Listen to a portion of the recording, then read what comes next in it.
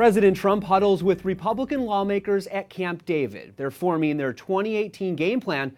One issue on the docket, welfare reform. White House correspondent Mark Irons has more for us tonight. Good evening, Mark. Good evening, Jason. This is an issue you'll be hearing more about as the year goes on, with passionate voices on both sides of the aisle. President Trump says people are taking advantage of the system, and the White House says the goal of welfare reform is to get the country back to work. We will lift our citizens from welfare to work.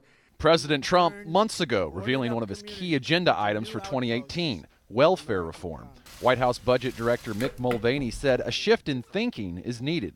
We're no longer going to measure compassion by the number of programs or the number of people on those programs, but by the number of people we help get off of those programs. I spoke with White House Principal Deputy Press Secretary Raj Shah this week, who says the number of people on government assistance is at a record high.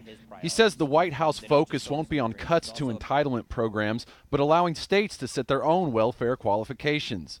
He says job markets are varied across the country, and state-by-state reform can be tailored to help the unemployed get back to work.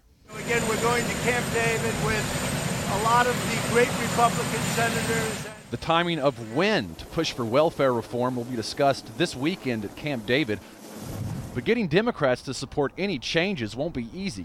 That's Republican Senate Majority Leader Mitch McConnell's concern. The sensitivity of entitlements is such that you almost have to have a bipartisan agreement in order to achieve a result. Welfare reform isn't the only topic at Camp David this weekend. The White House tells me the president also plans to discuss immigration reform, military funding, and infrastructure, among other 2018 priorities. Jason. Lot to dissect. Thanks, Mark Irons at the White House.